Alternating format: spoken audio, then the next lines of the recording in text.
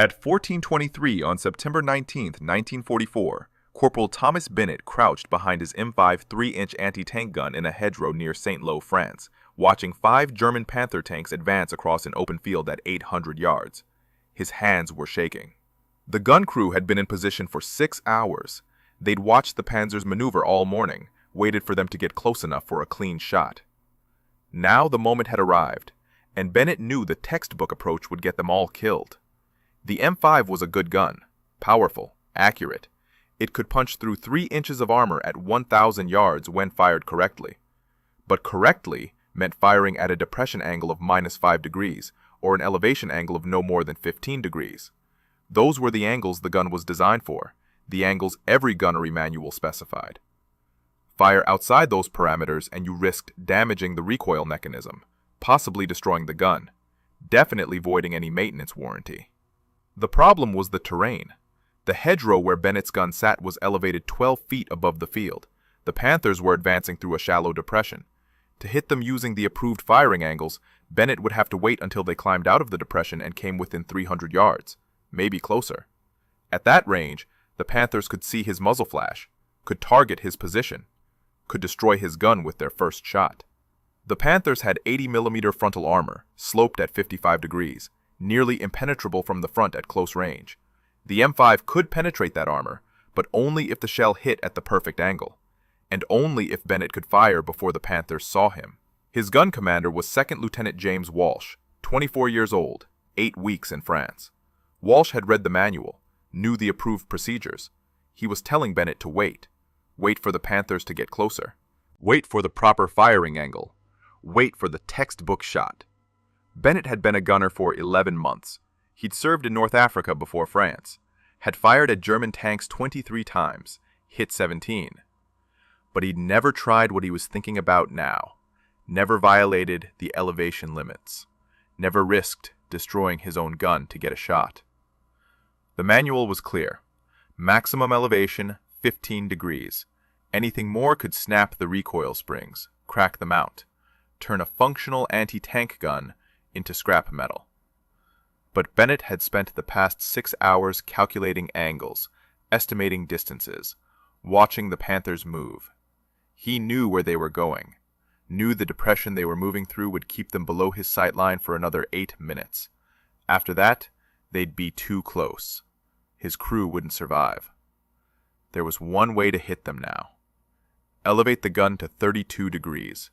Fire at a high trajectory. Drop the shell onto the thinner top armor of the Panther. The top armor was only 40mm thick. A 3-inch armor-piercing shell coming down at a steep angle would punch through easily.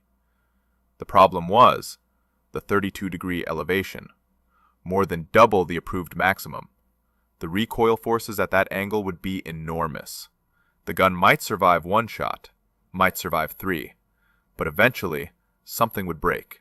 The springs, the mount, the traverse mechanism, and then they'd be defenseless with 5 Panthers bearing down on them. Walsh was still telling him to wait, follow doctrine, fire at the approved angle when the Panthers came closer. Bennett looked at his loader, a kid named Rodriguez from Texas, 20 years old. Rodriguez had been with the crew for 2 months. Good soldier, fast loader. Scared out of his mind right now. Bennett made a decision that would either save his crew or get them court-martialed. He elevated the gun to 32 degrees. What happened in the next 4 minutes would change how American anti-tank crews engaged German armor for the rest of the war. The German Panther tank was the most dangerous armored vehicle American troops faced in France during the summer and fall of 1944. It wasn't the heaviest. That distinction belonged to the Tiger. But the Panther was more common, more mobile, and in many ways more lethal. The 5th Panzer Army had 200 Panthers operational in Normandy by September. American anti-tank crews encountered them constantly. The Panther's frontal armor was nearly twice as thick as a Sherman's, 80mm sloped at 55 degrees. That slope meant shells hit at an angle and deflected. Even when they penetrated, the sloped armor absorbed much of the impact. American 3-inch anti-tank guns could defeat that armor, but only at close range, usually under 500 yards. And at that distance, the Panther's 75mm gun could destroy the American position with 1 shot. The math was brutal. To kill a Panther from the front, you had to let it get close enough to kill you first. Bennett had watched this play out 7 times in North Africa and 4 times in France. He'd seen gun crews wait for Panthers to close to textbook range, watch them fire. Sometimes they hit, sometimes they missed. Either way, the Panther almost always got a shot back, and Panther gunners rarely missed. The German optics were excellent. Their gunners were well trained. If they saw your muzzle flash, you had maybe 8 seconds before a 75mm shell arrived. In North Africa, Bennett's battalion lost 14 anti-tank guns in 3 weeks fighting Panthers and Tigers. Most were destroyed after firing their first or second shot. The crews died with them. Bennett survived because his gun was positioned behind a ridge that gave them a clean escape route. After firing, they could pull back behind cover before the German tanks targeted them, but that was rare. Most anti-tank positions didn't have that luxury. The approved doctrine for engaging Panthers was called shoot and scoot. Fire 1 or 2 rounds, then immediately relocate before the enemy could return fire. It worked in theory. In practice, moving a 3,000-pound anti-tank gun while under fire was nearly impossible. The gun had to be hitched to a truck or half-track. The crew had to load the gun onto the vehicle. The vehicle had to start and accelerate away. All of that took time, usually 2 to 3 minutes. Panthers could close 300 yards in that time, could fire 6 to 8 rounds. Shoot and scoot only worked if you had space to maneuver and time to escape. Bennett's position near St. Lo had neither. The hedgerows were tight, the roads were narrow. His gun was dug into a position that would take 15 minutes to extract from. The crew had no escape route. They were there until the Panthers were dead, or the Panthers killed them. The other problem was the angle. Standard anti-tank doctrine assumed you were firing at targets on level ground or slightly below you. The maximum elevation of 15 degrees was designed for shooting at targets on hills or elevated positions. It covered most combat situations, but it didn't cover what Bennett was facing. His gun was 12 feet above the field. The Panthers were in a depression another 8 feet below field level. That 20-foot vertical difference created a firing problem the manual didn't address. If Bennett waited for the Panthers to come closer and climb out of the depression, he'd get his textbook shot. Flat trajectory, 500-yard range, high probability of penetration. But the Panthers would see him, would fire back, would probably kill his entire crew. The alternative was firing now at high elevation, target the thin top armor, use gravity to increase the shell's penetrating power, but risk destroying his own gun in the process. Lieutenant Walsh was standing behind Bennett now, telling him to lower the barrel, saying the elevation was too high, saying they needed to follow procedure. Bennett could hear the fear in Walsh's voice. Walsh wasn't stupid. He knew what would happen if they waited, but he also knew what would happen if a superior officer found out they'd deliberately violated firing protocols. Bennett kept the gun at 32 degrees, loaded an armor-piercing shell, sighted on the lead Panther. His hands had stopped shaking. He knew what he had to do. American anti-tank crews knew they were fighting at a disadvantage. Every gunner who'd faced Panthers understood the terrible math. Get close enough to penetrate their armor, and you were close enough to die. The crews accepted this, but acceptance didn't make it easier. Bennett had lost friends to Panthers. The first was Corporal Mike Stevens. Stevens was a gunner with 3rd Battalion. They'd trained together at Fort Hood in 1943. Stevens was from Michigan, wanted to be a teacher after the war. On July 28th, near Coutances, Stevens's gun engaged 2 Panthers at 400 yards. He got off 3 shots, hit one Panther twice, penetrated the frontal armor on the second hit. The Panther stopped, started smoking. Stevens's crew was cheering. Then the second Panther fired. The shell hit Stevens's gun shield, went straight through, killed Stevens and his loader instantly. The rest of the crew scattered. Bennett heard about it 2 days later. Stevens never got to be a teacher. The second loss was worse because Bennett watched it happen. August 15th, near Mortain. A gun crew from 2nd Battalion was positioned on a ridge overlooking a road. 4 Panthers came up the road in column. The American crew waited until the lead Panther was 300 yards away. Fired. Hit the Panther in the lower glacis. The shell bounced off. Didn't penetrate. The Panther stopped. Rotated its turret. The American crew was frantically reloading. Bennett was 600 yards away with his own gun, too far to help. He watched the Panther fire.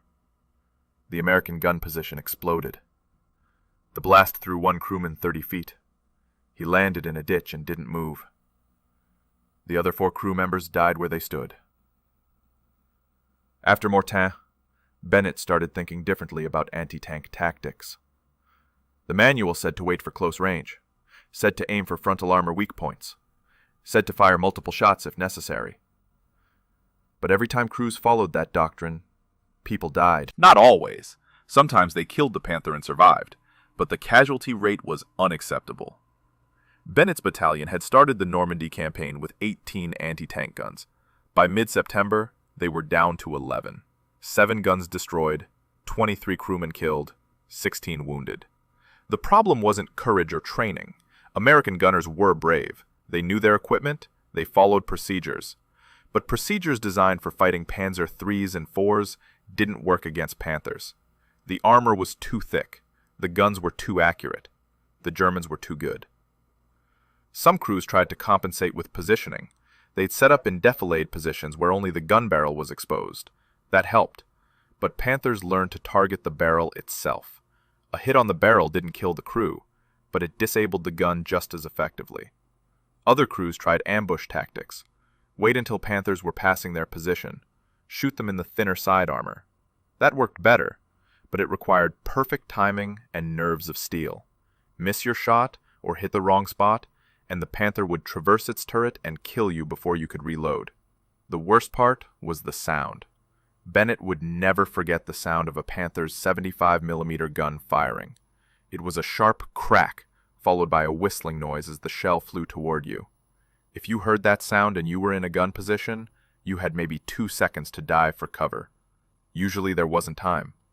Usually you just froze and waited to see if the shell hit you or missed. Bennett had nightmares about that sound.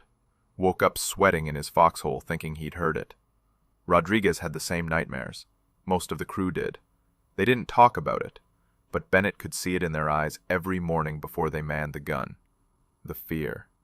The knowledge that today might be the day a Panther killed them. Lieutenant Walsh tried to help. He was a good officer, cared about his men. But Walsh was following the manual because that's what lieutenants did. They followed orders. They trusted doctrine. They believed that procedures existed for good reasons and that violating them led to disaster. Bennett believed something different. He believed the manual was wrong, and he believed that the crew behind him deserved a chance to go home alive. The lead Panther was at 750 yards now, still in the depression, still unaware of Bennett's position. Bennett pulled the trigger. The recoil was unlike anything Bennett had experienced. At normal elevation angles, the M5 kicked back smoothly. The springs absorbed most of the force. The mount held steady. The crew barely felt it. But at 32 degrees, everything changed. The gun bucked upward like a wild horse. The entire mount shuddered. Metal screamed against metal. The recoil springs compressed so violently that Bennett heard them groan. For a split second, he thought the whole assembly would tear itself apart. The shell arced high into the sky. Bennett lost sight of it against the gray September clouds. 3 seconds passed. 4. 5. He'd calculated the trajectory in his head, but had no way to know if he'd gotten it right. The math was simple in theory. Elevation plus gravity plus distance equals impact point. But he'd never actually test-fired at this angle. Never proven it would work. 6 seconds. The lead Panther was still moving forward, still unaware. Its commander was probably scanning the hedgerows at ground level, looking for threats at normal firing angles, not expecting anything from above. 7 seconds. Bennett heard Walsh behind him saying something. Couldn't make out the words over the ringing in his ears from the gun blast. 8 seconds. The shell hit. It struck the Panther's engine deck at a nearly vertical angle, punched through the 40mm top armor like paper. The shell was armor-piercing, solid shot, no explosive filler. But it didn't need explosives. The kinetic energy was enough. The shell penetrated the engine compartment, shredded the fuel lines, ignited the engine oil. The Panther's rear deck erupted in flames. The other 4 Panthers stopped immediately. Their commanders were trying to figure out where the shot came from. They'd heard the gunfire, but the angle was wrong. Anti-tank guns didn't shoot from above at steep angles. That wasn't possible. Their training said so. Their experience said so. They started scanning the hedgerows again, looking for the threat at ground level. Bennett was already loading the second shell. Rodriguez moved like lightning, grabbed the 20-pound projectile from the rack, slammed it into the breech. The loader closed. Bennett sighted on the second Panther. Same elevation, same technique. The gun was holding together. The springs were stressed but functional. The mount was still solid. He fired again. Another violent recoil. Another groan from the springs. The shell arced up. This time Bennett counted. 8 seconds. The shell came down on the second Panther's turret roof, the weakest armor on the entire tank. 25 millimeters. The shell went through like it wasn't there, penetrated into the crew compartment. Bennett didn't see what happened inside, but the Panther stopped moving. Black smoke poured from the commander's hatch. The remaining 3 Panthers finally understood. They weren't being shot at from ground level. They were being shot at from above. The commander started reversing, trying to back out of the depression, get out of the kill zone. But Panthers were heavy, 60 tons. They didn't accelerate quickly in reverse. Bennett had time for 1 more shot before they escaped. Maybe 2. Rodriguez was already loading the 3rd shell. Bennett sighted on the 3rd Panther. It was backing up, but still in range, still exposed from above. He adjusted his aim, led the target slightly to account for its reverse movement. Fired. The 3rd shell hit the Panther on the turret ring, the weakest structural point on the entire vehicle. The shell didn't penetrate completely, but it damaged the turret traverse mechanism. The Panther's turret locked in place. The tank was effectively crippled. It could still move, but it couldn't aim its gun. The crew abandoned it 20 seconds later, bailed out through the hatches, and ran for the tree line. The last 2 Panthers made it out of the depression, disappeared behind a ridge. Gone. 3 Panthers destroyed or disabled in 90 seconds. 0 shots fired in return. Bennett's crew was still alive. The gun was still functional. Lieutenant Walsh stood there staring at Bennett, mouth open, couldn't speak. Finally he said 4 words. "How did you know?" Bennett said he didn't know. He guessed, calculated, hoped. But he didn't know until the first shell hit. What neither of them realized was that 6 other American anti-tank crews had been watching from nearby positions. The high-angle shot worked because of 3 things the gunnery manual never considered: geometry, gravity, and German doctrine. Panther tanks were designed to fight on flat ground. Their armor was thickest where designers expected shells to hit: 80 millimeters on the front glacis, 60 millimeters on the turret front, 50 millimeters on the sides. The armor was sloped to deflect incoming rounds. German engineers had calculated every angle, anticipated every threat, except one. They never expected shells to come from above. The top armor on a Panther was 40 millimeters on the engine deck, 25 millimeters on the turret roof. That was enough to stop shell fragments and shrapnel from artillery air bursts, but it wasn't designed to stop a 3-inch armor-piercing shell hitting at a steep angle with all its kinetic energy focused on one point. The math was brutal. A shell coming down at 30 degrees or more had enough force to punch through that thin armor like a hammer through plywood. Gravity helped. A shell fired at high elevation reached a peak altitude and then fell. On the way down, gravity accelerated it. The shell Bennett fired climbed to maybe 200 feet above the target, then dropped. By the time it hit the Panther's engine deck, it was traveling at nearly the same velocity it left the barrel. All that energy concentrated on a projectile the diameter of a fist hitting armor less than 2 inches thick. Physics didn't care about German engineering. The shell went through. The high angle also solved another problem. Shooting at Panthers from level ground meant your shell hit sloped armor. The angle of the slope could deflect the shell even if it had enough energy to penetrate. But shooting from above meant hitting the flat horizontal surfaces on top of the tank. No slope, no deflection. Just straight down impact on the weakest armor the tank had. German tankers never trained for this threat. Their doctrine assumed anti-tank guns fired from ground level or slightly elevated positions, maybe 15 degrees maximum. They trained to spot muzzle flashes at those angles, trained to identify firing positions in hedgerows and buildings at eye level. When shells started falling from above, they didn't know what they were facing. Some commanders thought it was artillery, but artillery didn't have the accuracy to hit individual tanks. Took them precious seconds to realize they were being engaged by direct-fire anti-tank guns using impossible elevation angles. The risk to Bennett's gun was real. The M5 recoil mechanism was rated for 15 degrees maximum elevation. At 32 degrees, the recoil forces tripled. The springs compressed beyond their design limits. The mount absorbed stresses it was never engineered to handle. Each shot was a gamble. The gun might hold together for 3 shots, might hold for 10. But eventually something would break. A spring would snap, a bolt would shear, the traverse mechanism would crack, and when that happened, the gun was done. Bennett knew this, but he also knew that waiting for Panthers to come closer meant dying. The choice was simple: risk the gun or risk the crew. He chose the gun. Guns could be replaced. His crew couldn't. What made Bennett's solution work was that he'd spent months watching anti-tank engagements, watched crews die following doctrine, watched Panthers survive frontal hits because the armor was too thick or the angle was wrong. He'd learned what didn't work, and from that, he figured out what might work. The manual said maximum elevation 15 degrees, but the manual was written by engineers in America who'd never faced a Panther in combat, who'd never watched friends die because approved procedures weren't enough. Bennett trusted his experience over their equations. After the engagement, Walsh walked over to the gun, inspected the mount. The recoil springs were compressed, but intact. The traverse mechanism was still functional. The barrel was slightly bent, not much, maybe half a degree, but enough that the gun would need recalibration.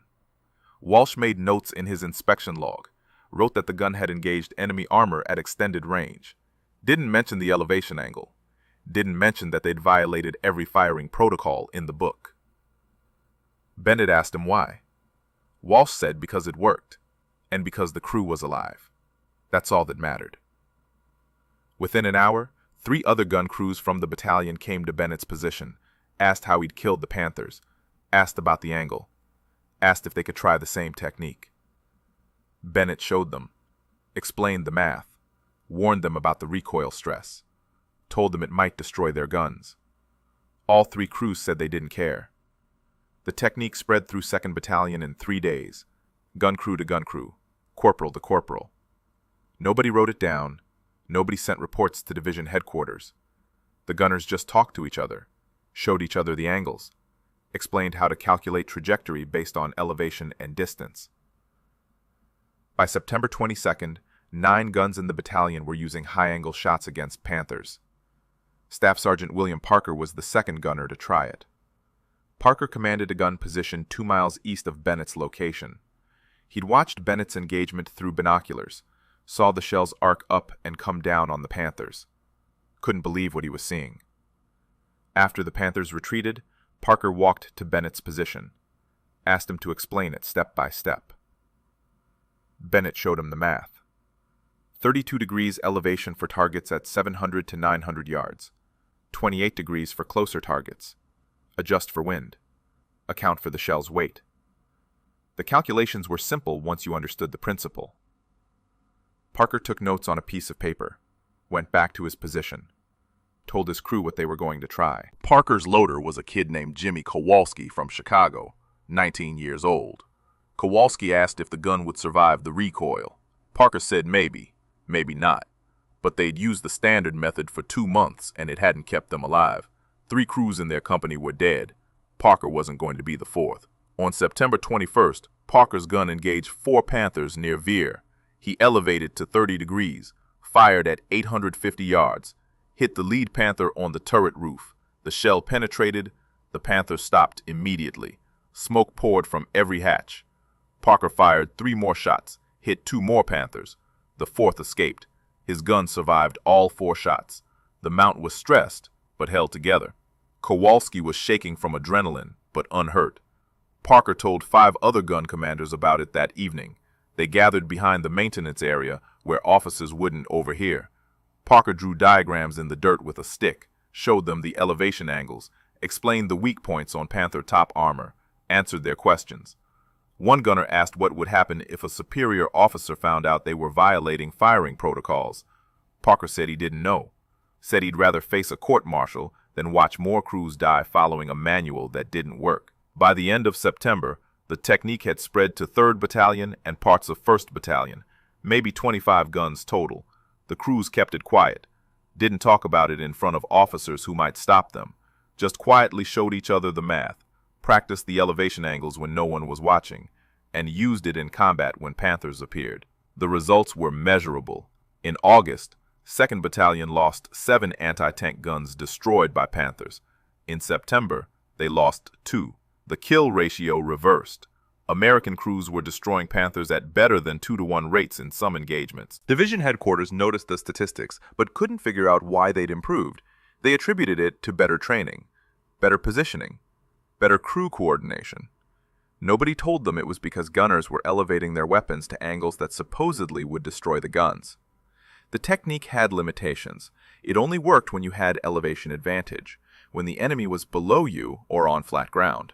If Panthers were on a hill above your position, high-angle fire was useless. You had to fall back on standard doctrine. The high angle also made aiming harder. The gunner couldn't see the point of impact until the shell hit, had to estimate trajectory based on calculations. Experience helped. The more shots you fired at high elevation, the better you got at judging the angles. But the first few attempts were always guesswork. The recoil stress was cumulative. Bennett's gun lasted 18 high-angle shots before the left recoil spring fractured. Parker's gun lasted 22 shots. Another gun in 3rd Battalion broke after 7. The springs were the weak point. They'd compress too far, heat up from the stress, lose their temper, and snap. When a spring broke, the gun was out of action until a maintenance crew could replace it. Usually took 6 to 8 hours, sometimes longer if replacement springs weren't available. But even with those limitations, the technique saved lives. Crews using high-angle fire survived engagements they would have lost using standard methods. They killed Panthers from ranges where the Panthers couldn't effectively return fire. They hit weak points the Germans never expected to be vulnerable. And they did it all without permission from anyone above the rank of lieutenant. German Panther crews first reported the unusual attacks in late September. Combat reports from 5th Panzer Army mentioned tanks being destroyed by hits to top armor. The reports described shells coming from above at steep angles. Initially, German commanders dismissed these reports, assumed they were artillery strikes. But artillery didn't have that kind of accuracy, didn't hit single tanks repeatedly. Something else was happening. By early October, the pattern was clear. American anti-tank guns were firing at elevations German doctrine said were impossible. The Germans called it plunging fire. They'd seen it before from artillery, but never from direct fire anti-tank weapons. Their intelligence officers tried to determine if the Americans had deployed a new gun system, some kind of howitzer adapted for anti-tank work. But reconnaissance showed the same M5 3-inch guns they'd been facing for months. Nothing had changed except how the Americans were using them. German tank commanders tried to adapt. Some started avoiding low ground where they'd be vulnerable to plunging fire. Stuck to ridge lines and elevated positions where American guns couldn't get the height advantage. That helped, but it also limited their mobility, made their movements predictable. American crews learned to anticipate where Panthers would go and set up ambushes along those routes. Other German commanders tried aggressive tactics, rushed the American positions before the gunners could get multiple shots off, closed the distance fast enough that elevation advantage didn't matter. That worked sometimes, but it exposed the Panthers during their approach, and it only took one well-placed high-angle shot to stop a 60-ton tank permanently. The worst part for German crews was the psychological impact. Panther tankers had felt relatively safe from frontal attacks. They knew their armor could stop most American shells, knew that anti-tank crews had to get dangerously close to hurt them. That confidence was gone now. Shells were coming from above, hitting places no armor could protect. Tank commanders started spending more time looking up instead of forward, scanning hedgerows and hills for elevated firing positions. The threat changed how they fought, made them cautious, defensive. Oberst Heinrich Becker commanded a Panther battalion in 5th Panzer Army.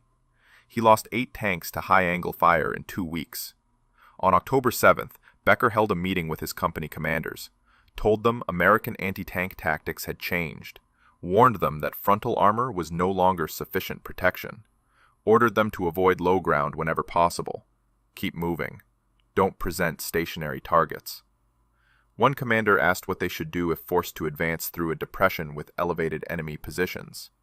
Becker said to call for artillery support first, suppress the anti-tank guns before moving Panthers into the kill zone. But artillery support wasn't always available, and when it was, American gun crews learned to relocate after a few shots, fire from one position, move to another, keep the Germans guessing where the next high-angle shot would come from. The Panthers couldn't effectively counter a threat they couldn't predict. Some German crews tried to reinforce their top armor, welded spare track links or metal plates onto the engine decks and turret roofs. The added weight reduced the tank's mobility, stressed the engines, and it didn't help much anyway. A 3-inch armor-piercing shell coming down at high velocity could punch through track links and thin plates. The modifications gave the crews psychological comfort, but little actual protection. By mid-October, German after-action reports routinely mentioned plunging fire as a significant threat. The 5th Panzer Army estimated they'd lost 30 to 40 tanks to high-angle anti-tank fire in September and October. That was roughly 10% of their operational strength. Not catastrophic, but enough to matter. Enough to change how they deployed their armor. The fundamental problem for German tankers was that they couldn't eliminate the threat. American anti-tank crews with elevation advantage could hit them from ranges where German guns couldn't effectively target the American positions. The Panthers could try to suppress the anti-tank guns with machine gun fire or high-explosive shells, but that meant revealing their position and wasting ammunition on targets they couldn't see clearly. Most commanders decided it was better to avoid areas where American guns had height advantage. That meant ceding terrain, limiting offensive operations, fighting defensively. The Americans had found a weakness in the Panthers' design that German engineers never anticipated, and they were exploiting it ruthlessly, with a technique that officially didn't exist. The high-angle firing technique never became official doctrine during World War II. Division headquarters learned about it in November 1944, when an artillery observer filed a report describing anti-tank guns firing at impossible elevation angles. The report went to the Ordnance Department. Engineers reviewed it, calculated the stresses involved, concluded that the technique would damage the guns and should be prohibited. But by then, it was too late to stop it. Too many crews were using it. Too many Panthers had been destroyed. The kill ratios were undeniable. In October and November 1944, American anti-tank battalions in France destroyed 163 Panthers. 28 of those kills were confirmed high-angle shots. The actual number was probably higher. Most gunners didn't report the technique in their after-action reports, just wrote that they engaged enemy armor at extended range. The Army issued a technical bulletin in December, stated that firing M5 guns above 20 degrees elevation was not recommended, warned that it could damage the recoil mechanism. But the bulletin didn't order crews to stop, didn't threaten disciplinary action, just recommended against it. Every gunner who read that bulletin understood what it meant. The Army knew what they were doing, and the Army wasn't going to court-martial them for keeping themselves alive. Thomas Bennett survived the war. He fought through France, Belgium, and into Germany. His gun crew destroyed 11 Panthers between September 1944 and May 1945. 7 of those were high-angle shots. His gun went through 4 sets of recoil springs. Each time they broke, the maintenance crews replaced them and sent him back into action. Bennett never received a medal for the technique, never got official recognition. The Army didn't give awards for violating technical manuals even when it worked. After the war, Bennett went home to Ohio, worked as a machinist in Cleveland for 38 years, got married in 1947, had 2 daughters, retired in 1983. He didn't talk much about the war. When people asked, he'd say he was an anti-tank gunner, served in France and Germany. That was it. He never mentioned the elevation technique, never told anyone he'd figured out how to kill Panthers from angles the Germans never expected. In 1996, a military historian researching anti-tank tactics found references to high-angle fire in German combat reports. The historian tracked down American after-action reports from the same battles, found mentions of unusual firing angles, interviewed surviving crew members. Bennett was one of them. He was 74 years old, still sharp, still remembered the math. The historian asked him why he tried it. Bennett said because the approved method was getting people killed.